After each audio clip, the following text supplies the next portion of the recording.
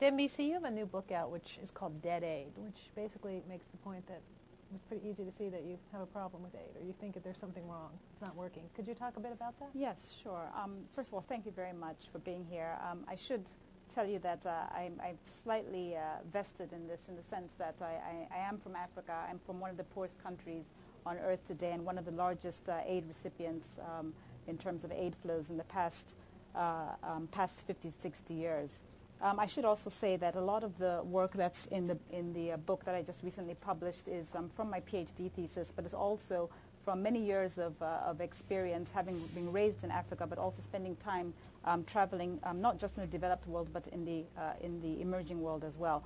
And to me, it seems that there's fundamentally one model that's being applied or has been applied in the context of the emerging world for the most rapidly developing countries, such as China's and India's, and so on, and including South Africa and Botswana on the African continent, and a vastly different model that has been applied to the rest of the African continent. What I should start off by saying, before I get into my detailed comments, is that I think that we all fundamentally agree on at least three things, and these are 3 points that have kind of jumped out at me, having spent time with a number of ministers of international development in Scandinavia, and most recently last Friday with the Minister of International Development in Norway, who Norway gives, for those of you I'm sure who are aware, gives around 1% of its income now to aid flows. So I was quite surprised to be invited there, but there are three things I think we fundamentally agree on. First of all, we do not want Africa to be dependent on aid to the extent that it is today forever. I think we all acknowledge that it's neither desirable or nor sustainable for the continent to be perpetually dependent on aid.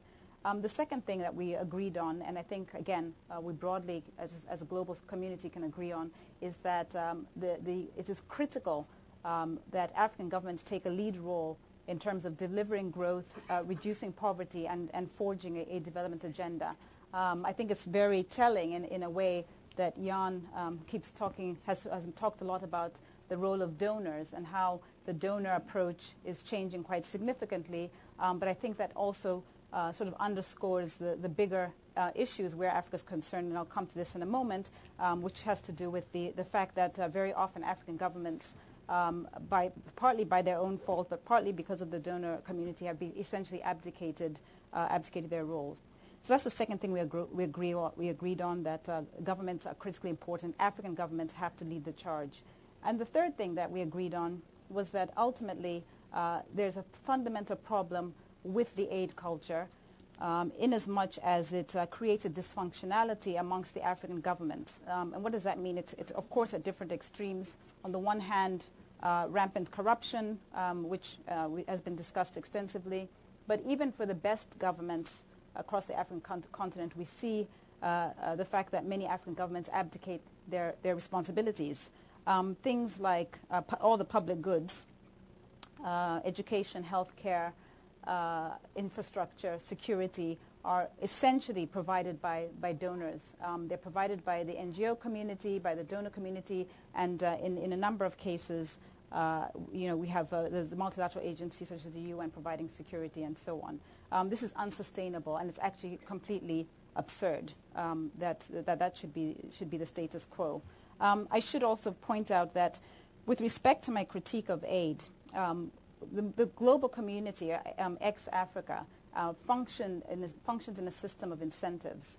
And the fundamental problem with the aid culture, particularly at the government-to-government aid level, is that it actually removes the incentives for both government but also Africans on the ground to actually participate in a meaningful way in their economies.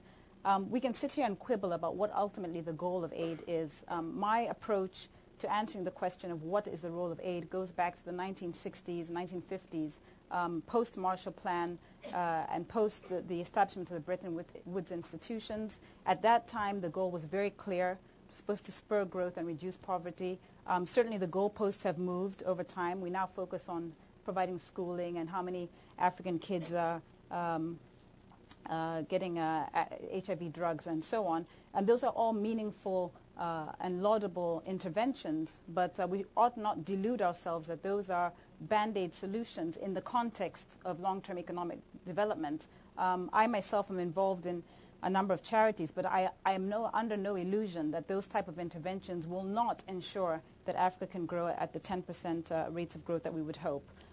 Just to summarize a few other points here, I think, as I mentioned earlier, I think that we've got a situation with the aid leadership largely being abdicating the role, but also taking a sort of back seat where, with respect to things like healthcare. I mean, I have to say, just speaking to my family today who live in Africa, there's deep concern about things like the swine flu getting to Africa, because actually many African governments are not even dealing with epidemics on the ground with respect to HIV/AIDS, for example. That, again, has essentially been abdicated into the international community.